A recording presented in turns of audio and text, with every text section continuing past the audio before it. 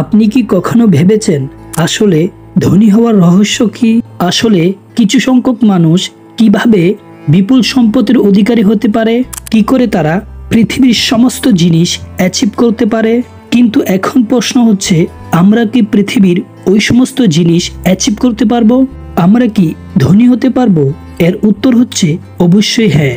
পৃথিবীর ওই সমস্ত ব্যক্তিদের মতো ধনী হওয়া অবশ্যই সম্ভব, কিন্তু এর জন্য কিছু ব্যবহারিক পদক্ষেপ গ্রহণ করা খুবই গুরুত্বপূর্ণ। আর সেই পদক্ষেপগুলোই এই ভিডিওতে বিস্তারিতভাবে আলোচনা করা হয়েছে।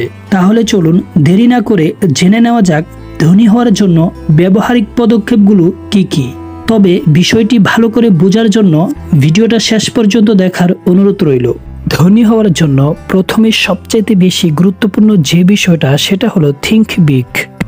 মানে হচ্ছে বড় কিছু ভাবতে হবে, বড় স্বপ্নও দেখতে হবে। হ্যাঁ বন্ধুরা, জীবনে বড় কিছু হওয়ার জন্য প্রথমে যে জিনিসটা সবচাইতে বেশি গুরুত্বপূর্ণ, সেটা হলো বড় কিছু চিন্তা ভাবনা করা। কিন্তু আমাদের সাধারণ মানুষের মধ্যে সবচাইতে বড় সমস্যা তো এটাই, আমরা বড় কিছু ভাবতে ভয় পাই, বড় স্বপ্ন দেখতে ভয় পাই। আর এর জন্য শুধুমাত্র আমরা দায়ী নই, আমাদের পরিবার এর জন্য দায়ী, আমাদের সমাজ, আমাদের কালচার এর জন্য দায়ী। আর এর মূলত কারণ কি জানেন? আমাদের ব্রেনকে সেফ থাকার জন্য প্রোগ্রামিং করা হয়েছে, পড়াশোনা করে অন্যের কাছে চাকরি করার জন্য প্রোগ্রামিং করা হয়েছে, কিন্তু রিস্ক নিয়ে কোটি টাকা উপার্জন করার স্বপ্ন দেখানো হয়নি, কোনোদিন ধনী হওয়ার স্ট্র্যাটেজি শেখানো হয়নি। আর এইসবের জন্যই তো সাধারণ মানুষ কোনোদিন ধনী হতে পারে না। সারা জীবন অন্যকে ধনী করার জন্য পরিশ্রম করে চলে। আমাদের দেশের শিক্ষা ব্যবস্থার মধ্যেও কোটি টাকা উপার্জন করার জন্য কোনো জ্ঞানই শেখানো হয় না। তাই বন্ধুরা, আপনি যদি ধনী হতে চান, পৃথিবীর 10 জনের একজন হতে চান, তাহলে সবার আগে বড় কিছু ভাবুন, বড় স্বপ্ন দেখুন। কখনোই নিজের যোগ্যতার চেয়ে কম স্বপ্ন দেখবেন না। যদি পারেন নিজের যোগ্যতার চেয়ে বেশি স্বপ্ন দেখেন, যত বড় পারেন তত বড় স্বপ্ন দেখেন। আর বড় ভাবনার পর, বড় স্বপ্ন দেখার পর কোটিপতি হওয়ার জন্য দ্বিতীয় পদক্ষেপটি হলো সঠিক লক্ষ্য, সঠিক দিশার যে রাস্তায় চললে আপনি আপনার লক্ষ্যকে তাড়াতাড়ি অ্যাচিভ করতে পারবেন। তাই নিজের ইন্টারেস্টের উপর ভিত্তি করে এমন একটি লক্ষ্য ঠিক করুন, যে রাস্তায় চললে আপনি নিজেকে কোটিপতি করে তুলতে পারবেন।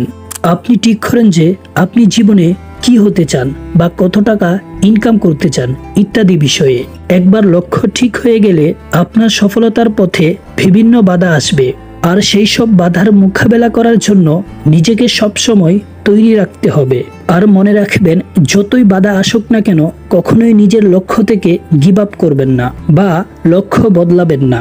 নিজের লক্ষ্য পূরণ করার জন্য রাস্তা বদলাতে পারেন, কিন্তু কখনোই লক্ষ্য বদলাবেন না। এর পরের পদক্ষেপটা হলো খুবই গুরুত্বপূর্ণ, তাই মনোযোগ দিয়ে শুনুন। লক্ষ্য স্থির করার পর এখন আপনাকে যেটা করতে হবে, সেটা হলো প্ল্যানিং বা পরিকল্পনা করা। এবার আপনি এমন একটা পরিকল্পনা করেন যাতে নির্দিষ্ট সময়ের মধ্যে আপনার লক্ষ্যকে অ্যাচিভ করতে পারেন। তবে পরিকল্পনা খুবই ভালোভাবে গুরুত্ব সহকারে করবেন, কারণ সঠিক পরিকল্পনাই আপনাকে আপনার লক্ষ্যে পৌঁছাতে সাহায্য করবে।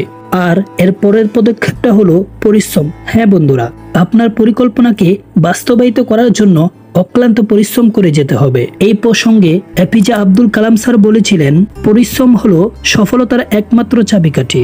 তাই সঠিক রাস্তায় যত বেশি পরিশ্রম করবেন, আপনার পরিকল্পনাকে তত বেশি বাস্তবায়িত করতে পারবেন। কারণ জ্ঞান খাটিয়ে একমাত্র পরিশ্রমের দ্বারাই আপনি পৃথিবীর সমস্ত কিছু অ্যাচিভ করতে পারবেন, নিজের স্বপ্নকে পূরণ করতে পারবেন, নিজেকে কোটিপতি গড়ে তুলতে পারবেন। এছাড়াও ধনী হওয়ার জন্য লার্নিং মাইন্ডসেটের প্রয়োজন হয়। নিজেকে ধনী গড়ে তোলার জন্য ধনী ব্যক্তিদের ফলো করতে হবে, তাদের স্ট্র্যাটেজিকে ফলো করতে হবে, তাদের সফলতার গল্প পড়তে হবে এবং আপনার গোল অনুযায়ী বিভিন্ন জায়গা থেকে নতুন কিছু শিখতে হবে। তো বন্ধুরা, আশা করি প্রতিটা পদক্ষেপ আপনাদের কাছে পরিষ্কার হয়ে গেছে। তাই ধনী হওয়ার জন্য এই সমস্ত গুরুত্বপূর্ণ পদক্ষেপ আপনার জীবনে অ্যাপ্লাই করুন এবং নিজেকে কোটিপতি গড়ে তুলুন। বন্ধুরা, ভিডিওটা ভালো লাগলে লাইক করুন, আর এই ধরনের আরো ভিডিও পেতে আমাদের সাথেই থাকুন।